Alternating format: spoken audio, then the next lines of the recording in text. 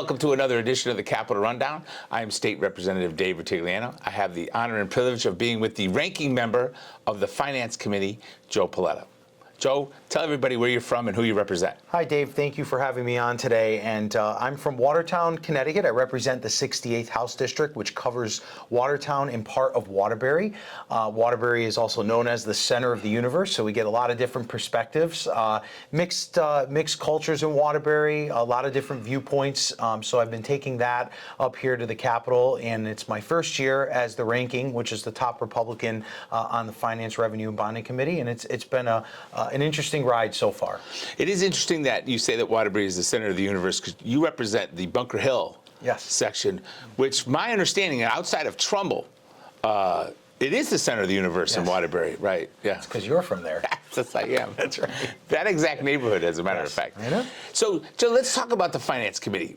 People ask me all the time, how do budgets get produced up here in Connecticut? And one of the things I always thought that was odd since I've been up here is that our taxing committee and our spending committee, are separate, and they have different deadlines. Right. So we do not have a Ways and Means Committee, unlike Washington, D.C., where the numbers have to add up. And I think it's a detriment, to the taxpayers and the businesses across Connecticut because, for instance, the Appropriations Committee, which is the spending committee, will go tomorrow, Tuesday, and release their package. And then the Finance, Revenue, and Bonding Committee, which is the committee in charge of, writing the tax structure for Connecticut, will go Wednesday, and the numbers won't add up. So if the Appropriations Committee, let's just say, wants to spend $27 billion in their budget yearly, and the Revenue Committee meets on Wednesday, and their revenue package only includes $26.5 billion, then the numbers don't add up. So some say, hey, we're going to negotiate it after the fact before our deadline in June. But I don't think it's fair because I think people look at it and say, hold on a minute, there's an imbalance here, and it's not being truthful. It's not a truthful budget. It does seem odd. It's sort of like you're going to run your household. I am deciding what I'm spending this month before I have any idea how much I made this month. It never made any sense. The coordination between, I'm in favor of a Ways and Means Committee. It just sort of makes a lot more sense that we sort of spend what we have instead of sort of putting up this wish list and then coming up with a tax package. Speaking of taxes, it's been a lot of hot topics up here at the Capitol this year. There's a lot of new proposals for additional taxes on Connecticut citizens. I didn't know if there was one or two in particular that you wanted to go over, and then we could talk about what the Republican response is and some of our ideas. Absolutely. So back just quickly to the Ways and Means Committee. So, for instance, if the Appropriations Committee passes this budget that spends more money than the revenue package has included in it, then you see these proposals or new taxes. So it's not a great way of doing it. And one of the new taxes that we're seeing this year is a tax on sweetened beverages. So you're seeing your sodas, even artificial sweeteners. So you go through the drive-thru, you're going to pay more money on those beverages. Now, the proponents of the bill, the folks that are pushing the bill, are saying we're going to give out universal free lunch with that money. So I'm sure that that money for free lunch is going to be included in the appropriations budget. But when the revenue package falls short, they're going to be looking for a new tax, which would come in the way of a sweetened beverage, to pay for that program. So we are diametrically, as Republicans, opposed to any new taxes, especially taxes on sweetened beverages, because it's going to hurt the people that it's intended to help. So what's funny is that that tax was proposed long before appropriations ever met. So they have no idea if they're going to spend the money on it. And I know I sit on the Finance Committee with you, and we were able to ask some questions of the proponents, and we're like, well, wait a minute. Most of the cities, the most in need, already get universal free lunch. New Haven, even Waterbury, Bridgeport, Stamford, they're at 100% subsidized free lunch. So really, you're going to put a beverage tax, and you're going to be subsidizing New Canaan and Greenwich and towns that maybe don't need the help for free lunch. Right. That's one end of it. And then, as I've made this argument over and over in committee, we are the Finance, Revenue, and Bonding Committee. So the finance end of it is whether or not we tax. The revenue part of it is how much can we collect. They're trying, they, meaning the proponents of the bill, are trying to collect $125 million on this proposal and then distribute it, disseminate it for free school lunch and breakfast. My argument has been, one, do you think people may change their habits and revenues can decline if you impose this new tax? And we've seen that in other areas of our economy where we impose a tax, we think it's going to help, and then people go elsewhere to get their product. And then the other part of it is we have to look at federally what's going on. The Trump administration and the Health and Human Services Secretary Kennedy have said that they are going to ban sugary drinks from SNAP benefits. So that revenue that was once coming into the state of Connecticut in the SNAP benefit may fall off as well. So now midway through the year, you're going to say, okay, this district gets the lunch, this district doesn't. We have a revenue loss, and then they're going to be looking for money somewhere else. So it's not an appropriate way to fund this program, which might be a laudable goal to get everyone to a school lunch. Well, not the right way to fund it. It would be good if they were being at least intellectually honest about things. Exactly. It's one thing to stand up there and say, well, we're going to tax this sugary beverage because it's unhealthy for you, which it is. Why we allow people on food stamps to buy, sugar soda is beyond me, but we do. Right. But they're taxing everything. They're taxing your hint water that has like a scant amount. Everything except for a powder, everything except for a fruit juice or milk. They're taxing, and they're not just taxing it. It's 2 cents an ounce, which means if you have a bottle of water, a 24-ounce bottle of, or 12-ounce flavored water, you're talking 24 cents in tax, 10 cents in deposit, plus the sales tax of, it could be upwards of 40, 50 cents, just additional, or what to get a water, which didn't make a whole lot of sense. Did not make sense at all. So. The other one that we heard was when one of the representatives says, well, you could tax my people, they won't even notice. It's a bit of a wealth tax. The way I look at it, I think it's for filers, joint filers over 500,000, but I didn't know if you can go over that proposal. And then back to that comment, one of the representatives made a comment from Easton and she said, you can tax my people and they won't notice. I mean, what kind of message does that send to the folks in Connecticut, especially those that, are here, that are thinking about relocating? Are my people, the people that can just pick up and leave and we depend on their state income tax and taxes, to run our budget? But then my people can also mean a lot of different things. In my district, my people are not particularly wealthy, but my people are hardworking people, and if you're slapping a backdoor tax on them that they quote unquote won't even notice, I mean, what does that say about their trust in government? That was an awful, awful thing to say. Quite frankly, she should retract it and apologize. Well, she actually doubled down, by the way. It never really seems, these wealth taxes or the taxes that they always say, never really seem to hit the people they want it to hit. No. It seems to hit everything else. And another part of that, which we didn't get an opportunity to talk about yet, is the pass-through entity tax. If you have an LLC, which is the vast majority of small business in Connecticut is an LLC, you are taxed at a personal rate on money that flows through the company. You may not even receive it. It's not like I got money or I took a bunch of profits. If I had a grand expenditure for new equipment and I needed to pay for it, it flows through that person. And that could subject them to the additional tax on money they never really got, but the business was using to invest. So I think inherently, it's probably not a great idea, or it's too low, or it's not going to hit the target she's looking for. Right. No, and we've been on the pass-through entity. We have been on top of that issue for a number of years in this committee, and unfortunately, our ideas have fallen on deaf ears. And I'll just say, for the listeners here, that the Finance, Revenue, and Bonding Committee, really, their job this year and every year for the last 7 years is to stay within our fiscal guardrails. And I know we haven't talked much about it. I'm sure you're going to get to it. But, this year there's been this people are just abandoning that idea that Connecticut can adhere to these guardrails. And everyone's just quick to get their money on all that volatile revenue. And it's very concerning. We had Leader Candelora on our last episode, and he really gave us an in-depth history of the fiscal guardrails. What I find fascinating, and so you experienced this also, was the never-ending tax increases in the budget crisis of the Malloy years. We come in, we gather everybody together, and they come out with a fiscal guardrail. It's been so successful. The budget has so much surplus. We've paid off so much debt. And for some reason, they just want to blow it up this year. It really doesn't make a lot of sense. No. So there's a number of good policies that we put in place. As a result of our good fiscal policy, our AID Act payments have accrued.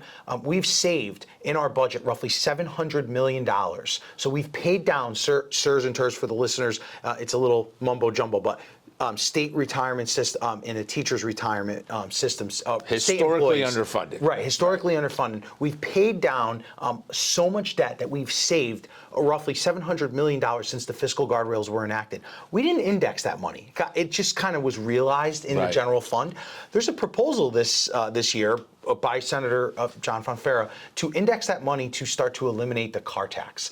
It's an interesting proposal. You know, we've saved money, and we haven't really said that we've saved money, although we've said we have good fiscal policy, but we haven't exactly put that number out there. But going forward, if we continue to save money like that, we should give it back to the taxpayers. That has been the leadership position here in House Republicans. Return the money to the taxpayers. No better way to return it than getting rid of a tax that's a nuisance. It was going to be my next question was, it does seem odd that all of a sudden we're finally in some decent financial shape, and all the opposing party or the opposite party wants to do is spend more money, when really we should be giving the money back to the taxpayer in any form that takes. The car tax is super regressive. The gas tax is super regressive. Poor people pay it, commuters pay it, middle class pays it, and it's super expensive. And I don't understand why they see this massive cash flow of funds, and all they could come up with is more ways to spend it instead of giving it back to the people that paid it. And how irresponsible. You know, the other day we had a bond commission meeting, and you know, there was a number of reporters asking about federal cuts. To this day, OFA has not identified a single federal cut. Right. But what more of a way to send a message to the businesses and the residents and folks from all walks of life across Connecticut that we're not going to blow through the guardrails, because if we do have a massive, and it's a big if, we have a massive federal cut, we want to make sure that we can use our rainy day fund, that we can still capture more revenue from the volatility cap. They just want to do away with that. They want to do away with it, right. And then after they do away with it, they're going to raise taxes again. And that's back because they're going to have to, because they're spending too much. I thought the thing that bothered me the most over the past, I think it was the past couple of weeks, it's so disingenuous for somebody to get up there and say, oh, I have this massive cut coming in my department from the federal government. You're talking about ARPA money, temporary COVID relief money that you now think it's your right to have all the time. It's coming to an end. It's not a cut if temporary money goes away. So I think it was our the health department director came up there and was claiming a massive cut in her budget, but it really was temporary money. Right, and the governor has even put the brakes on it, saying, hold on a minute, OFA has not identified a single cut. But think about where this good bipartisan budget has gotten us. Over $4.25 billion in our rainy day fund. We had $340 million that, you know, Leader Vin Candelora said was found under a couch cushion. $340 million that we can carry over and use. We have money that is accrued in our Family Medical Leave Act, a surplus where some say it's over $500 million. We've identified a number of areas where there's waste, fraud, and abuse. For instance, I mean, look at what happened with the chancellor.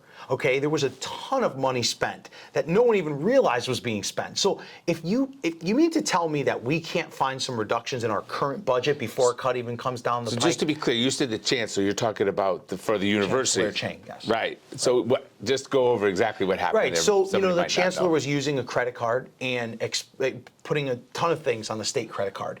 And I don't know the exact expense amount that was accrued. You may know that number. Right. But I think it was extremely disheartening. I mean, he was questioned. The governor hasn't even said for certain if he's going to be there forever. He actually said in a press conference last week after the bond commission meeting that he's there for now. But it just so you're talking about a state employee essentially using a credit card, a state credit card, inappropriately. Correct. And he still works for the state. And he still works for the state. And then we're being told, you know, the bad guys are in D.C. and they're cutting us back. But when you dig and you peel back the layers of the onion, you're seeing that there is also waste in the state of Connecticut that can be trimmed. And we have a rainy day fund. And we have ARPA interest that is accrued. And we have accounts that are overflowing with cash. Right. So we don't want to fearmonger and use fear tactics of federal cuts. That's right. Before we actually look at what we actually have here in Connecticut. And if we can cut ourselves here in Connecticut, $26.5 billion budget right now in this small state. Sounds a little bloated to me. A little bloated. What's funny is that we talk about everything except giving the money back to the taxpayers, right? Even if you were talking about a surplus in the paid family medical leave, I'm not saying sweep that money and spend it. Right. How about reducing the amount that you take out of people's paychecks so that they could use that money for whatever they need it for? Yes. You and I and Leader Candelora and Representative Mara participated a few days ago in a press conference. One of the biggest things we all hear everywhere is how expensive electricity is, the public benefit charge, and it was a pretty unique idea. It had a lot of Republican influence, I would say, yes, even though it was Senator Fonfera's bill, but we thought it was pretty important. You want to go over the aspects of that bill? Absolutely. And, I think it goes without saying that our leader, Vin Candelora, our deputy leader, Dave Rutigliano, and our energy ranking member, Tracy Mara, myself as a ranking member on the Finance, Revenue, and Bonding Committee, and other members of that committee attended a press conference with a bill that seeks to reduce rates 40% over the next 2 years. So first of all, I think it's important to set the stage here. The Democrats did not pass a bill out of the Energy Committee that lowers electric bills even a penny. Not even a pathway. Not even a pathway. Right. So the chair of the Finance, Revenue, and Bonding Committee, who was the former chair of the Energy Committee way back when, decided to craft a bill, an ambitious bill, to eliminate most of the public benefits charge, which we know is a gripe for a lot of people, and put some of it into bonding, and we can, pay for some of it. How we get there is still to be determined, but we can also find some savings in our budget to pay for a portion of that. That would reduce your bill 20%. Also getting rid of demand charges and sales tax on bills, right, which could also reduce your bill an additional 20%. And I think it's important to note that the reason why it was in front of this committee is Energy Committee failed to act, as Leader Candelora said. B, there is a bonding component to this bill. There's a revenue component to this bill. And as a small business owner, you get rid of those demand charges. How much more money are you going to be able to pump into Connecticut's economy when it's not going to your electric bill? I think the thing the bill does the most is it recognizes that what the state did in the late 90s, where they sort of decoupled purchasing energy from really hasn't worked. Right. 80% of the people are on the standard rate. They're not really in the third-party market for energy. I don't think Senator Fonfera and the proponents of the bill are against solar, but they recognize that solar works when the sun's shining, and most of the energy is used between 4 and 7 o'clock at night. Exactly. So that's where the demand charge comes in. You charge me an additional rate for using energy at a certain time, but that rate stays with me, and it makes my bill exorbitantly higher. And at bare minimum, let's get people to change their habits. So, for instance, I may be a little too young to remember this, but a lot of folks might remember that cell phones were free after 8 o'clock at night. People changed their habits. They use their cell phones after 8 o'clock at night. If we can change people's habits, not to cook, not to wash clothes, not to turn on all the lights between 4 and 7, you're going to see your bill dramatically reduce. Now, if you don't do anything, you'll see your bill where it is, or at least the public benefits charge will be reduced. But if you change your habits, you could see real savings. That's real money pumped into Connecticut's economy. That's businesses saying, I'm going to invest in another employee. I'm going to expand my business. But when you're, kind of stuck in neutral because you don't know what next bill is going to look like, you're going to be hesitant to do anything with your business, or even someone living on a fixed income. I have people in my district that have said to me, Joe, I'm choosing between heating my home and putting the lights on in my home and going to the store and buying enough groceries for the week. I just don't think it was good enough to be reflexively against it. We heard some people testifying at a public hearing that they thought that one person even suggested that the fact that we thought of this idea is that we should institute drug testing for the legislature. I'm particularly offended by that, considering some of the bad ideas that happen up here. This lowering somebody's electric rates didn't really rise to that thing. And that really was just their partisanness, their zeal for renewables, which this bill doesn't touch renewables, just maybe sort of uses them in a smarter way, I thought. Would get us to the right place. Because in a couple of years, maybe the battery technology will work, the storage, we could store some of the renewables or the weather-dependent energy so that we can use it when we really need it. Right, and we're not changing with the times right now in Connecticut. So, as people move towards electric vehicles and they move to change their habits, we have to be able to adapt. Again, I'll just go back to this, as it's been stated so many times, there has not been a plan to address any of this. So, the Finance, Revenue, and Bonding Committee, in a bipartisan way, has put forward a bill. It's coming up for a vote in 2 days. It's going to be interesting what happens. Everyone's going to have their eyes on that committee, and I would go as far as to say that that bill should get a yes vote out of committee, because not only is it ambitious in lowering rates, but it keeps the conversation alive that we need a vehicle to pass this session. Because if we adjourn in June without passing a comprehensive energy bill that lowers rates, shame on us. Shame on us. So we're getting near the end of our conversation. It's been very enlightening. I appreciate it. What other Republican proposals did we have this year? Because I know sometimes they don't get called in committee. Right.